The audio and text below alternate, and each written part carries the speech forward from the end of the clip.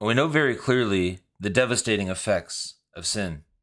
Sin destroys lives. Sin destroys relationships. Sin destroys ministries. And sin, if left unrepented of, sends people to hell. And we need to make sure that we are resisting temptation. There is temptation that comes into our life, and temptation is not sin, but we need to resist that temptation and not fall into that temptation, not give in to that temptation. Today's Truth Nugget will be looking at resisting temptation, hearing from John Owen, and we'll be returning back to James very soon, but today and tomorrow we will be looking at resisting temptation and overcoming temptation. This is a Truth Transforms Truth Nugget, a daily dose of truth for your daily transformation.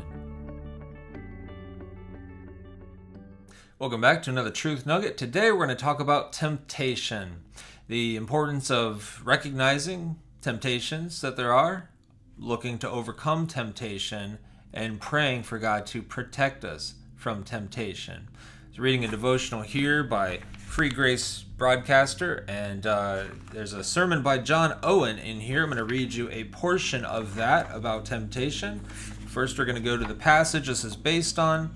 This is based on Matthew 26:41. Watch and pray that ye enter not into temptation. Let's read those verses around it. This is Jesus saying to the disciples in the Garden of Gethsemane the night before his crucifixion. We'll start in verse 36. Then Jesus went with them to a place called Gethsemane, and he said to his disciples, "Sit here while I go over there and pray." And taking with him Peter and 2 sons of Zebedee, he began to be sorrowful and troubled. Then he said to them, "My soul is very sorrowful, even to death. Remain here and watch with me." And going a little farther, he fell on his face and prayed, saying, "My Father, if it be possible, let this cup pass from me. Nevertheless, not as I will, but as you will." And he came to the disciples and found them sleeping. And he said to Peter, "So could you not watch with me 1 hour? Watch and pray, that you may not enter into temptation.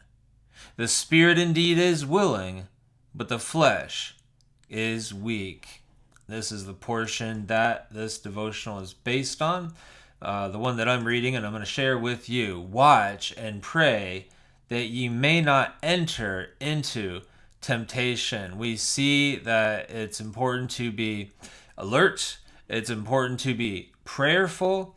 And those are the kind of things, as we're prayerful and seeking God and seeking the Spirit's empowerment, that's an important thing to keep us from temptation. And John Owen gave a definition of temptation in here, and I'm just going to read some of these closing thoughts from this sermon. I think it's from a sermon. From Temptation Resisted and Repulsed. Abridged, so it's like a reprint of a portion of a sermon. A temptation, then, in general, is anything that for any reason exerts a force or influence to seduce and draw the mind and heart of man from the obedience that God requires of him to any kind of sin. In particular, it is, I can read that definition again because that's helpful to sink in. A temptation, then, in general, is anything that for any reason exerts a force or influence to seduce and draw the mind and heart of man from the obedience that God requires of him to any kind of sin. So really anything that would lead us to not walk in obedience to God. Anything that is not ultimately glorifying to God. Anything that would get in the way of our walking out obedience to the Lord. In particular, it is a temptation if it causes a man to sin, gives him opportunity to do so, or causes him to neglect his duty. Temptation may suggest evil to the heart or draw out the evil that is already there.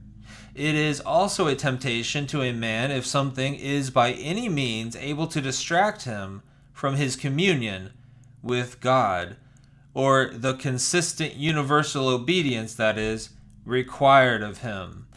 How much does that strike us in this age of distraction? Distractions all around, everywhere you look, whether it be on social media, whether it be on YouTube, there's distractions everywhere.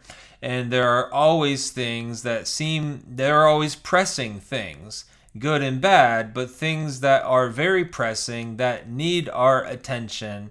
And these, we can still call them distractions. We must fulfill our responsibility, but anything that's keeping us from regular time in the Word of God ultimately is a distraction. So we need to prioritize what is most important, handle the responsibilities that are absolutely necessary, but make sure that we're still staying in the Word of God and not letting that be neglected.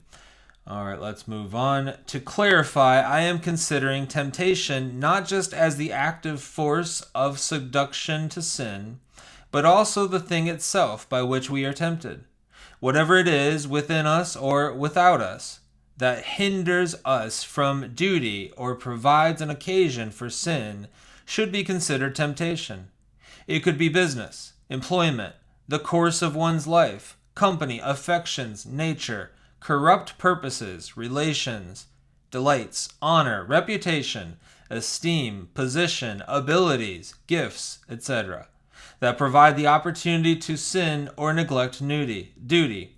These are true temptations just as much as the most violent solicitations of Satan or allurements of the world. Whoever does not realize this is on the brink of ruin.